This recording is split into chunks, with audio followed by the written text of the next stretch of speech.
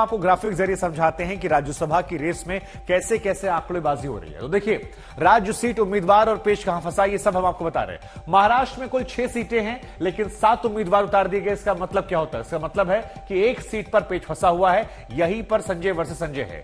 राजस्थान की बात करेंगे तो 4 सीटें यहां पर हैं, लेकिन 5 उम्मीदवार हैं। सुभाष चंद्रा के उतरने से एक सीट पर पेच फंस गया है। हरियाणा की बात करेंगे, 2 सीटें हैं, लेकिन कार्तिकेय शर्मा उतर जाते हैं, एक सीट पर यहां पेच फंस जाता है। कर्नाटक के मुकाबला थोड़ा और ज्यादा दिलचस्प है, क्योंकि सीटें केवल 4 हैं, लेकिन उम्मीदवार 6 उतर गए हैं। ऐसे में 2 सीटों पर पेच यहां पर फंस जाता है। कुल मिलाकर कहेंगे तो ये 2 और 3 5 सीटें ऐसी हैं जहां पर राज्यसभा चुनावों में पेच फंसा हुआ है। लेकिन किस तरह से इन सब के बीच में अपनी अपनी जीत के दावे किए जा रहे हैं, कैसे अलग अलग पार्टियां आश्वस्त नजर आ रही हैं, हम आपको यह भी सुनवाते हैं।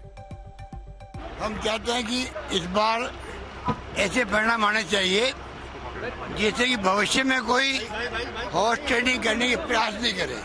ये बड़ा मानना है, क्योंकि परंपरा डाल रही बीजेपी वाले हॉर्स ट्रेडिंग की। इस बार तीनों सीट हम जीतने आराम से, कोई दिक्कत नहीं आ रही है। और हमारा कुनबा एकजुट है, पूरा 26 लोग। वो तो इतने घबरा गए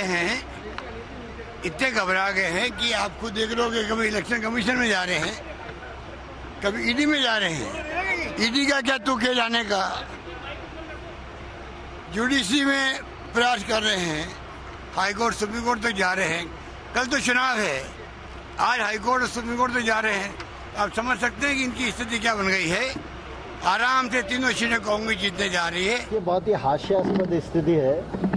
कांग्रेस की सरकार ने जितने घंटे काम नहीं किया विधानसभा में, उससे कई गुना ज्यादा घंटे कांग्रेस के विधायक बाड़ेबंदी में रहे हैं। इससे ज्यादा हास्यास्पद और कुछ हो नहीं सकता।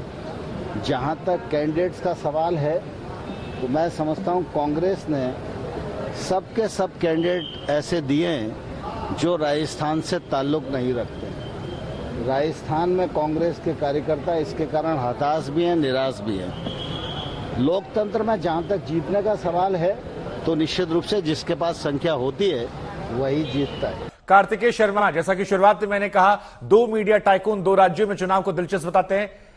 जयपुर पहले हम चलते हैं, वहां से कुछ अपडेट भी आ रही है हमारे पास। शरद, जरा बताइए क्या अपडेट वहां पर है, और सुभाष चंद्रा के उतरने से कैसे यह मामला दिलचस्प हो जाता है, जरा समझाइए। देखिए, पहले दिखाना चाहूंगा, यह बस है, ये कांग्रेस की बस जो है लीला पहले से विधानसभा में आ गई है। इस द्वार पर आई थी, अब दूसरे द्वार पर ले जाया जा रहा है। रणदीप सिंह सुरजेवाला, मुकुल वासनिक और प्रमोद तिवारी तीनों इस बस में बैठे हुए हैं, और इस बस को अब दूसरे द्वार पर लेकर जाया जा रहा है। यहाँ पर जहाँ मीडिया का जमवाड़ा था, वहां वो बस उतरने वाली थी, अब इसे दूसरे द्वार पर लेकर जाया जा रहा है। तो कांग्रेस के अंदर जो कंफ्यूजन है, इस बस को देखकर अंदाजा लगाया जा सकता है। पहली बार ऐसा इतिहास में हो रहा है कि राजस्थान के मुख्यमंत्री अशोक गहलोत जो हैं वो पोलिंग एजेंट बने हैं। कभी भी मुख्यमंत्री पोलिंग एजेंट नहीं बनते हैं, लेकिन इस बार जितने भी विधायक वोट डालेंगे, उन सारे विधायकों का वोट खुद मुख्यमंत्री अशोक गहलोत देखेंगे। यानी 108 जो विधायक हैं कांग्रेस के, उन सारे लोगों का वोट मुख्यमंत्री अशोक गहलोत देखेंगे। आप देखिए, असंतोष और डर और इस तरह से भरोसे की कमी इतनी ज्यादा है कि आमेर के इलाके में जहां पर लीला पैलेस है, वहां पर इंटरनेट कल रात को बंद कर दिया गया। यानी इंटरनेट की सेवाएं इसलिए बंद कर दी गई ताकि कोई विधायक किसी से बात नहीं कर ले। तो समझा जा सकता है कि राजस्थान में किस तरह के हालात हैं। अब मुख्यमंत्री अशोक गहलोत खुद एक एक विधायकों से मिल रहे हैं। जो बीमार विधायक है उसे अस्पताल में जाकर मिल रहे हैं, जो बीमार विधायक घर में है उससे जाकर मिल रहे हैं। यानी जो कांग्रेस के विधायक हैं उनसे भी वो इस तरह से एक ऐसा लग रहा है कि पता नहीं क्या हो जाए। डॉक्टर सुभाष चंद्रा के आने के बाद से डॉक्टर सुभाष चंद्रा ने कहा कि कांग्रेस के 6 विधायक हमारे संपर्क में हैं। उसके बाद से लगातार इस तरह के हालात बने हुए हैं कि कौन कहां चला जाए पता नहीं चल पा रहा है। अब बीजेपी के जो विधायक हैं वो बसों से आ गए हैं, वो दूसरी द्वार से उन्हें अंदर भेजा गया है। कांग्रेस के ये देखिए बस लग गई है और यहां से विधायक अब एक एक करके उतर रहे हैं। विधायकों से हम जानना चाहेंगे कि किस तरह से उन्होंने 8-9 दिनों तक होटल में गुजारा है। पहले ये उदयपुर में थे और इसके बाद जयपुर में कल शाम इन्हें लेकर जाया गया है। बात करते हैं इन विधायकों से। रीटा चौधरी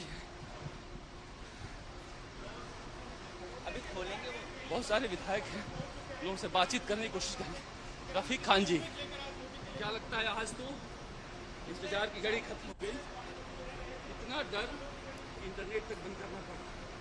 कोई डर नहीं, आप सांस भूल गए हो, कोई डर नहीं है।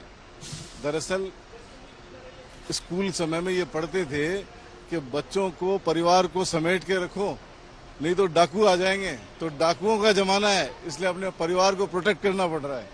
मुख्यमंत्री अशोक गहलोत पोलिंग एजेंट बने हैं, ये पहली बार हो रहा है। पिछली बार भी बने थे, जब पिछला इलेक्शन था और मैं वोट डालने गया तब मुख्यमंत्री जी बैठे थे। कोई नई बात नहीं है, परंपरा रही है। और जहां तक इलेक्शन की बात है, तीनों सीटें जीतेंगे। रामकेश मीणा जी हैं, निर्दलीय विधायक हैं। सर, निर्दलीय विधायकों को लेकर सारे निर्दलीय विधायक कांग्रेस को वोट कर रहे हैं, सब एक साथ हैं, किसी तरह का कोई संशय नहीं है। भाजपा की हॉर्स ट्रेडिंग पूरी तरह फैल। 2 दिनों बाद होटल से आजादी मिली है खुली हवा में। हाँ, बिल्कुल आजादी मिली है, लेकिन ये आजादी कामयाब हो गई और कामयाब होकर के रहेगी, कोई संशय नहीं है। तरह से रहा होटल का बहुत अच्छा रहा, सबने बहुत अच्छी तरह ट्रेनिंग लेकर के और बिल्कुल तय कर लिया है, एक साथ वोट करेंगे। भंवर सिंह भाटी हैं, ऊर्जा मंत्री। मंत्री जी, 8-9 दिनों तक 5 स्टार होटल में रहे आप लोग, ये लोकतंत्र का कौन सा चेहरा है? ये प्रशिक्षण शिविर था हमारे पार्टी विधायकों का, और प्रशिक्षण शिविर में बहुत सारी बातों पर चर्चा हुई, बजट घोषणाओं पर चर्चा हुई और इस चुनाव की रणनीति भी हमने बनाई। जोगिंदर अवाना जी हैं, जो बहुजन समाज पार्टी से शामिल हुआ। आप लोगों के लोग के सुप्रीम कोर्ट में आज सुनवाई भी है। अब सुप्रीम कोर्ट का कोई ऐसा नोटिस तो हमें नहीं मिला है, लेकिन मीडिया के माध्यम से जरूर पता लगा है, जैसा आपने कहा। और मैं समझता हूं कि जब 6 लोग हम विलय कर चुके तो सुनवाई जैसी चीज का कोई औचित्य नहीं। जोगिंदर जी, जिस तरह से धड़ाधड़ ऑर्डर निकल रहे हैं, कल बलजीत यादव निर्दलीय नाराज थे, 3 ऑर्डर उनके लिए निकल गए, तो इस तरह से क्या सही है चुनाव के समय इस तरह से तबादले निकालना और विधायकों के कहने पर पोस्टिंग करना? देखिए, वैसे तो ट्रांसफर पोस्टिंग सब खुल गए हैं, लेकिन मैं समझता हूं कि जितना आपने बताया बलजीत जी के लिए, मेरी जानकारी में तो नहीं। आपने भी, आपके यहाँ भी पीडब्ल्यूडी का वो तो पहले से दिए हुए थे, मैंने लगभग अब जाके 6 महीने पहले से दिए हुए थे। अब जाके माने हैं? नहीं, पहले से दिए हुए थे। वो तो जैसे देखिए किस तरह, देखिए ये हम आपको नजारा दिखा रहे थे कि किस तरह से बस जो है यहाँ पर आई है। 9 दिनों बाद राजस्थान की सरकार जो है जयपुर में इस तरह से आजाद हुई है।